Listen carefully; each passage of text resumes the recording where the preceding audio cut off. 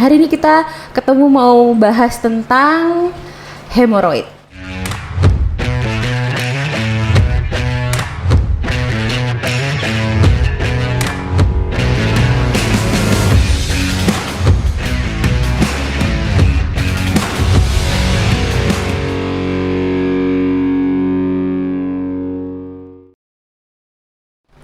Ya, Dok, Oke, ya? boleh. Gimana? Mungkin Oke, dokter kita. mau sharing dulu mungkin ya sama teman-teman hemoroid itu apa ya, Dok? Oh ya, jadi kita langsungan nih berarti ya. Iya, langsung aja, Dok. Oke, jadi gini. Hemoroid atau yang orang bilang itu ambeien, sama itu sebenarnya ambeien, hemoroid.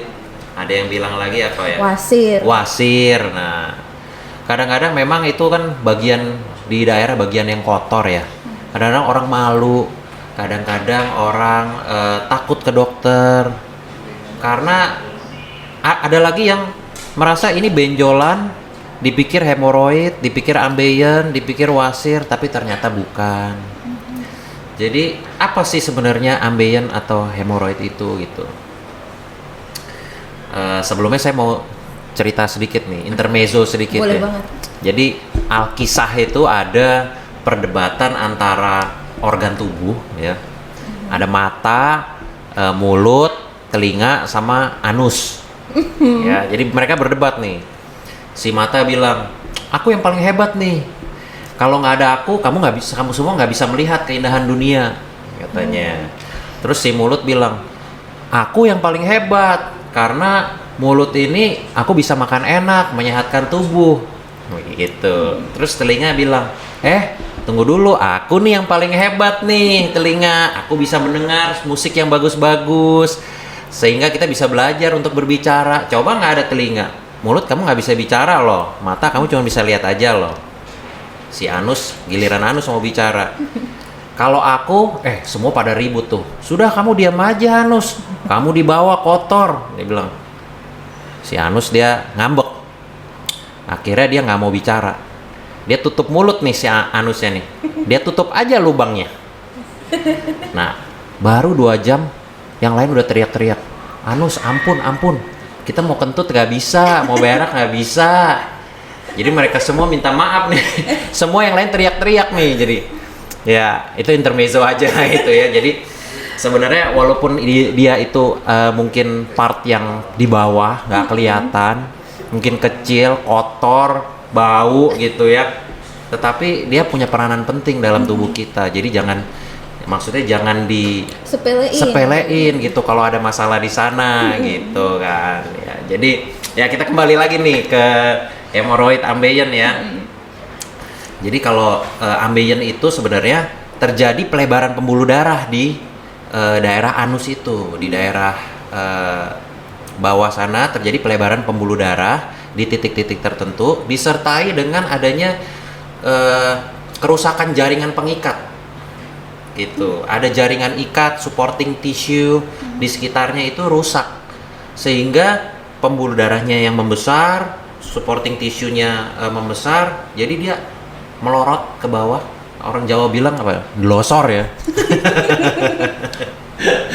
Jadi delosor melorot ke bawah, jadi timbullah benjolan itu gitu. Jadi benjolan itu timbul yaitu karena pelebaran pembuluh darah dan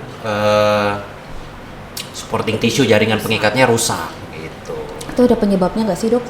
Nah, penyebabnya itu ada yang bilang karena makan pedes-pedes, ada yang bilang karena mengejam terlalu kuat, ngeden-ngeden, olahraga berat, angkat-angkat berat. Nah, itu semuanya sebenarnya ada benarnya. Jadi, ketika terjadi peningkatan tekanan intraabdomen, di perut itu dia kontraksi kencang, terus perutnya, tekanan di dalam perutnya meningkat, itu merangsang timbulnya ambeien itu. Ditambah lagi kalau makan pedes-pedes, kalau kita angkat berat, itu kan tekanan intraabdomen meningkat. Jadi itu memberikan bisa menyebabkan ambeien itu muncul, wasir itu muncul gitu.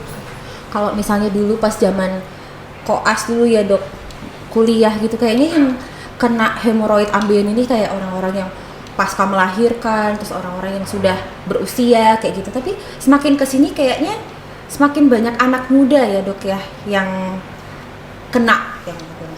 yang ada keluhan hemoroid itu. Itu pengaruhnya apa ya dok? Lifestyle kah?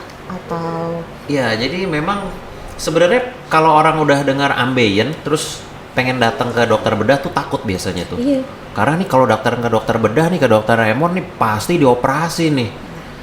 Padahal sebenarnya ambeien itu nggak semuanya kita operasi. Operasi itu adalah sebenarnya jalan terakhir nih. Kalau kira-kira, oh ini dengan pengobatan sudah tidak bisa, baru kita jalan terakhirnya itu operasi. Gitu. Kayak istriku nih, udah muter-muter kemana-mana, jalan terakhirnya ke dokter bedah. Cintanya maksudnya. Buset. Sekalian cerita curcol nih dok. Ya jadi kembali lagi ya. Ya itu, jadi mereka takut kalau ke dokter bedah, takut langsung dioperasi. Sebenarnya kenapa sih penyebabnya yang tadi sudah saya sampaikan? Sebenarnya ada satu lagi, karena kadang-kadang lifestyle-nya mereka, anak-anak muda zaman sekarang itu kan nggak boleh sebut merek ya. Oh, iya. Sorry. KPC. Fast food, ya fast food, Boleh. terus makanan yang pedes-pedes ya. Jadi Aku merasa tersindir nih dok. jadi ada apa ya? Mereka jadi fibernya kurang, seratnya kurang, sehingga apa? BAB-nya nggak setiap hari, BAB-nya tidak lancar. Terus mungkin dengan pekerjaan mereka yang mungkin banyak duduk, menahan BAB, aduh kebelet BAB nih, atau pekerjaan yang sangat ritmenya sangat hektik gitu ya, penuh sekali, mereka nggak sempet untuk BAB di pagi hari, mungkin bisa dibesokannya lagi baru BAB. Itu semakin lama feses berada di rektum, dia akan semakin keras, dan semakin lama transit time feses di rektum, dia akan menekan itu pembuluh darah dan jaringan di sekitarnya. Itu bisa bikin ambeien. Jadi dengan adanya lifestyle, pola makan yang rendah serat, itu merangsang timbulnya ambeien, termasuk kurang minum juga. Kurang minum ya? Kurang minum juga. Minum itu boleh minum apa aja nih dok? Minum maksudnya saya nggak minum air putih yang banyak, tapi minumnya jus apa? Boba gitu ya. Boba, milk tea, Milk tea ya. menyenangkan. Enak banget memang tuh. Ngaruh nggak sih dok? Ya yang penting cairan sih sebenarnya. Memang yang paling dianjurkan adalah air putih ya, air mineral ya. Yang lain sebenarnya ya additional, mau tambah gula, mau tambah kopi, teh juga nggak masalah, karena kopi sendiri itu juga merangsang kita untuk defekasi sebenarnya. Kalau misalnya saya jaga poli itu ya dok, sebelum saya rujuk-rujuk ke dokter tuh, biasanya mereka suka nanya, kalau misalnya aku makannya ini, kan ini nggak boleh ya dok, misalnya makan pedas tadi atau gimana, itu apakah berarti selamanya mereka nggak boleh makan pedas, atau cuman occasionally masih boleh kadang-kadang? Hehe. Ya, sebenarnya pedas-pedas itu juga secara literatur yang pasti itu juga nggak bilang bahwa mutlak tidak boleh makan pedas-pedas. Tetapi pedas-pedas itu mempunyai sumbangan lah untuk bikin ambeien. Jadi kalau nggak punya ambeien, mau makan pedas ya silahkan. Kalau sudah punya ambeien, kalau sudah ada keluhannya semakin banyak, ya dikurangi lah gitu pedas-pedasnya. Kayaknya aku banyak belajar deh hari ini. Jangan sampai jadinya menjadi korban. Jadi untuk teman-teman yang ada di IG Live, kemarin kalau misalnya belum tahu, kita buka sesi tanya jawab. Oh gitu ya. Ada pertanyaan nih dari masyarakat, apa sih yang mau ditanyain sama dokter Opa Hits, dokter Raymond gitu. Acara belum mulai udah ada pertanyaan ya. Udah harus ada biar nanti obrolannya lebih bermanfaat gitu.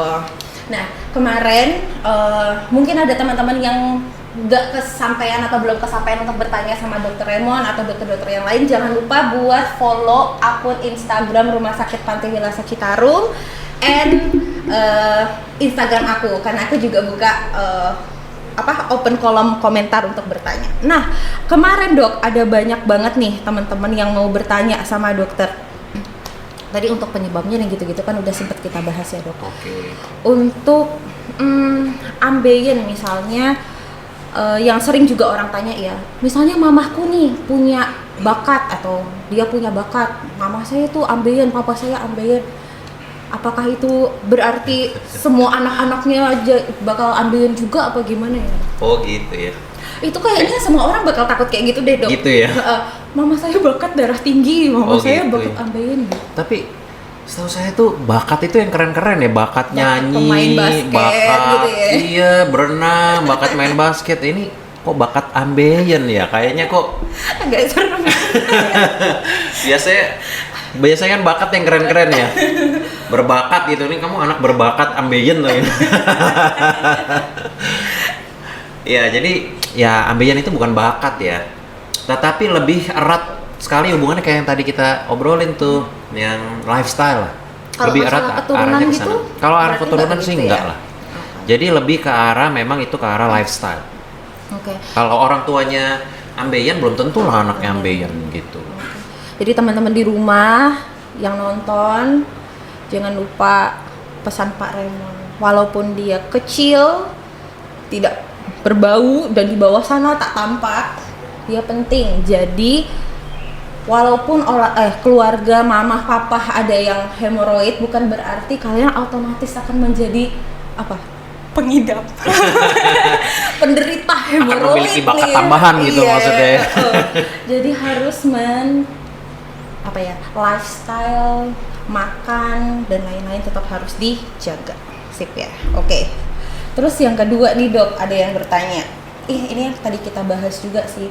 Kalau misalnya dia ada riwayat ambeien sebelumnya, apakah itu berarti dia nggak boleh berolahraga? Apalagi sekarang udah zaman yang nge-gym ya Dok. Aku ngeliat di Instagram story kayaknya yang nge-gym ada banyak banget, mungkin anak-anak muda zaman now ya Dok. Boleh nggak sih Dok tetap berolahraga? Angkat beban misalnya, lari. Oh tentu boleh, boleh banget ya. Jadi olahraga itu selalu kita anjurkan. Olahraga apapun yang tidak ya, kalau sudah punya ambeien, alangkah baiknya olahraga yang meningkatkan tekanan intraabdomen itu dikurangi, jangan terlalu berat. Jadi olahraga itu kan tujuannya kita supaya sehat ya. Kecuali atlet ya, itu beda kasus. Tetapi kalau kita anjurkan kepada orang-orang khalayak ramai ini, olahraga tetap harus. Mau nge-gym boleh banget, mau berenang, mau apa olahraga yang lagi populer sekarang, apa jalan-jalan di Citayam gitu. Citarum Dok. Oh, Citarum ya. Kalau di sini Citarum ya. Citarum Fashion Week. Jalan-jalan, lari, boleh aja, boleh banget. Tetapi itu kembali lagi, lifestyle itu kan tidak hanya angkat berat sebenarnya, tetapi juga makan banyak fiber, banyak serat, sayur, buah, minum air yang cukup, duduknya jangan terlalu lama.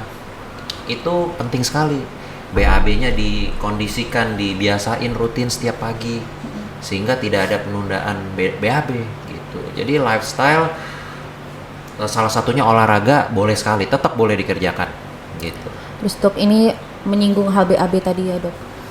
Kayaknya ya mungkin karena lifestyle ya, saya sekalian curhat nih Dok. Mungkin nggak setiap hari ya Dok BAB-nya. Nah, mungkin ada yang mau bertanya nih, misalnya kasusnya seperti itu, apakah kita harus segera bertemu dokter bedah? Apakah kita ketemu dengan dokter spesialis yang lain dulu untuk melancarkan itu sebelum kita ketemu dokter bedah apa gimana?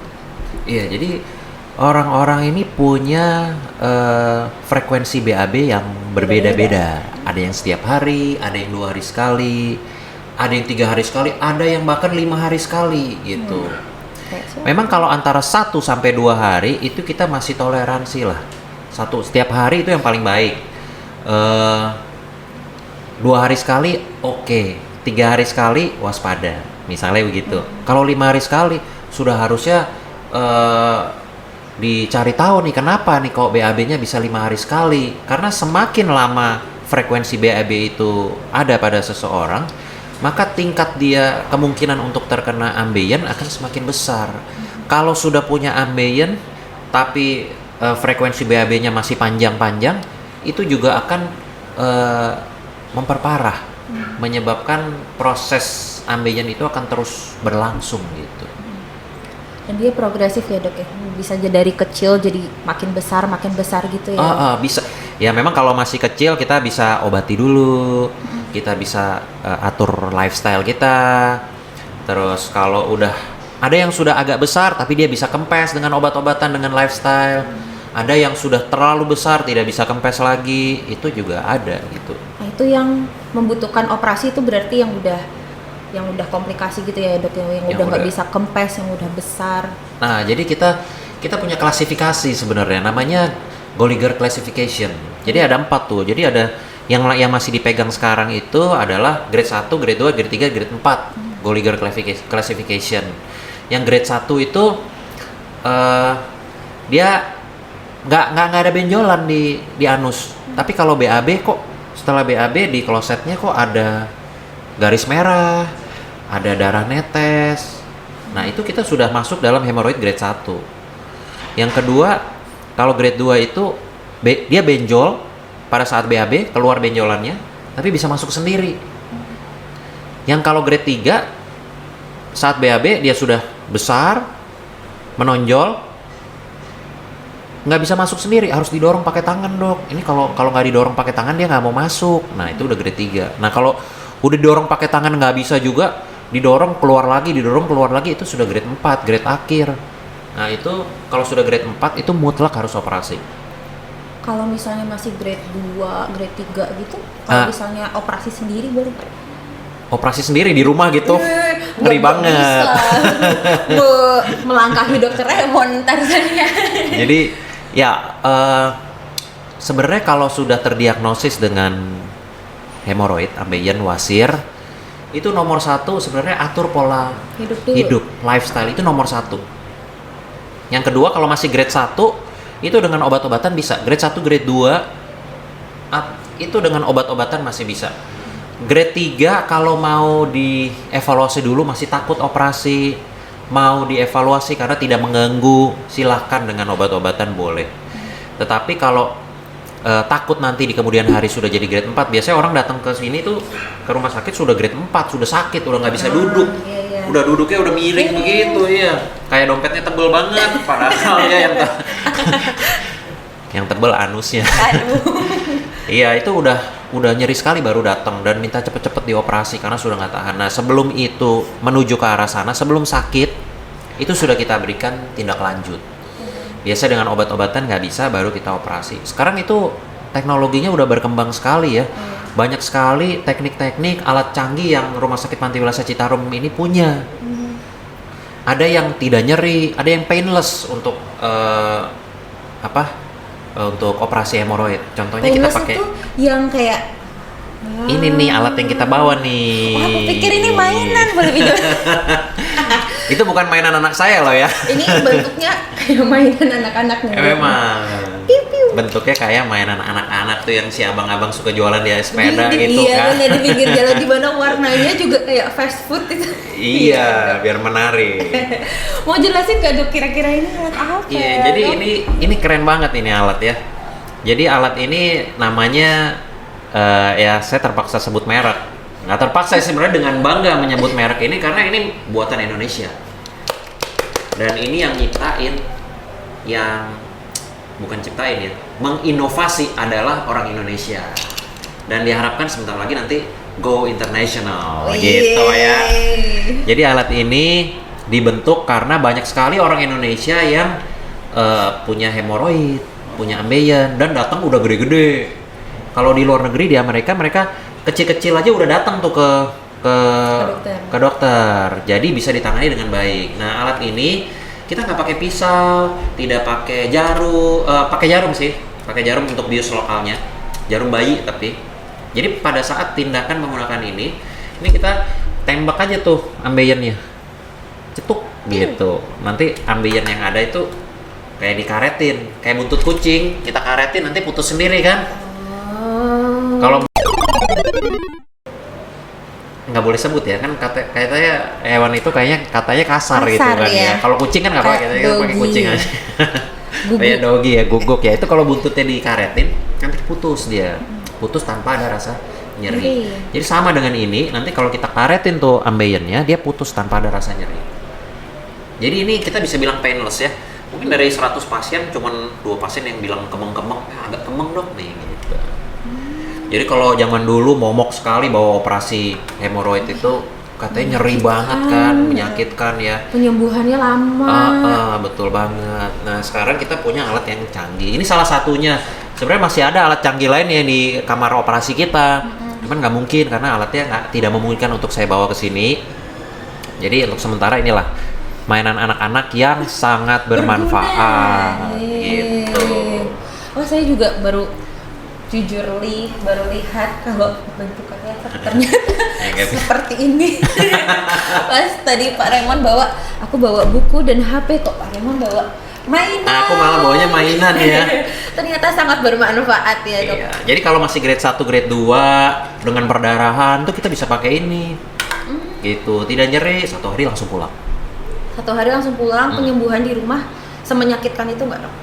Nggak akan rasa apa-apa, langsung aktivitas. Langsung bisa, misalnya BAB gitu nggak ada masalah? Biasanya kita tahan BAB 1 kali 24 jam. Jadi kalau operasi pagi jam 10, nanti sampai jam 10 pagi besok baru boleh. BAB. Gitu. Nanti kalau udah grade 3, grade 4, ya kita punya alat lain lagi yang cukup canggih. Kita udah nggak pakai jarum sama benang kayak dulu dipotong terus dijahit. Kadang-kadang kalau jahitnya kita kena otot, itu nyeri gitu. Kadang-kadang kalau kena otot nyeri. Kan beda-beda nih anatomi orang nih. Kadang-kadang kena otot dia nyeri. Tapi kalau alat yang ini sekarang kita potong. Motong langsung ngikat pembuluh darahnya. Jadi tingkat nyerinya itu jauh berkurang dibandingkan operasi ambeien yang konvensional. Iya. Wah. Oh iya dok, pertanyaanku. Ini kan canggih baru. Ini di cover sama BPJS juga nggak ya? Oh, kalau pengcoveran BPJS di cover. Semua alat kita yang ada di Panti Biasa Citarum, kita tidak membedakan. Kita pelayanan ke BPJS, umum, insurance, semua modalitas alat canggih yang kita punya bisa kita pakai. Kita sesuaikan dengan penyakitnya. Jadi kan ada yang ambeien kecil sekali, kita nggak perlu alat yang canggih. Kita cukup pakai ini misalnya. Kita ambeien yang besar sekali, alat canggihnya tidak memungkinkan untuk kita pakai, ya kita pakai yang konvensional. Beda-beda. Jadi semakin tinggi grade-nya, kalau dioperasi biasanya nyerinya semakin besar. Biasanya begitu. Tapi kalau di cover BPJS di cover. Soalnya kayaknya hemoroid ambeien wasir ini apa ya, penyakit yang suka disepelein. Mungkin nggak disepelein, takut ya dok ya. Takut lebih tepatnya. Sama nggak nyeri biasanya, kalau awal-awal kan nggak nyeri. Darahnya cuma netes sedikit. Nggak mengganggu juga nggak mengganggu gitu. Nanti nunggu ada keluhan, nunggu darahnya banyak atau nunggu nyeri baru kemari. Mengerikan, jangan sampai kayak gitu. Jadi teman-teman yang di rumah, yang nonton, yang sekiranya punya keluhan, yaitu dulu jangan lupa lifestyle-nya untuk diganti. Olahraga tetap harus, minum air putih yang banyak, fibersnya harus banyak, no more junk food. Ingat, no junk food ya. Kalau misalnya nanti udah ada keluhan nih, mungkin yang agak mulai mengganggu, mulai nyeri-nyeri, boleh banget ketemu sama Dr. Raymond di Rumah Sakit Panti Wilasa Citarum ini.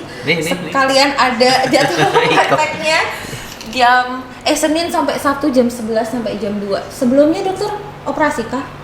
Iya, kalau pagi ya. Saya kalau pagi sama sore operasi. Jadi saya buka polinya jam 11 sampai jam 2. Okay. Atau sebenarnya ada poli Cattleya kita baru ya. Oh iya. Itu anytime mau datang ya?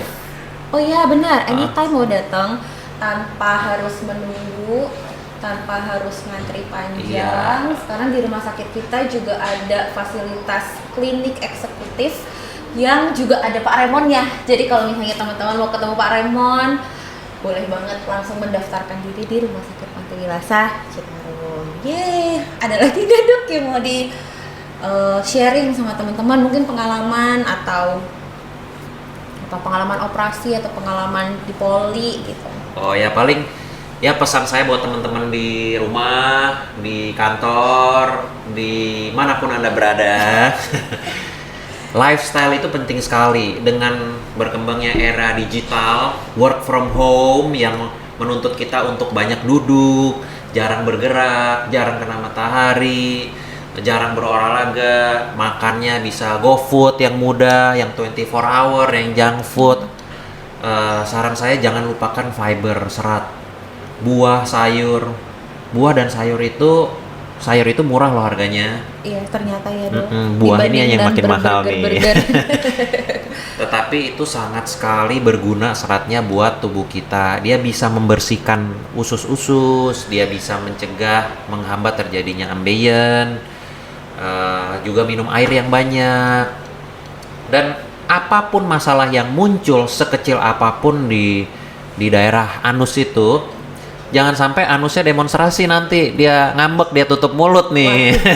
Bahaya nanti. Jadi sekecil apapun, apa bisul, luka itu diperiksakan, karena kadang-kadang orang berpikir ini benjolan di anus itu ternyata ambeien, padahal bukan.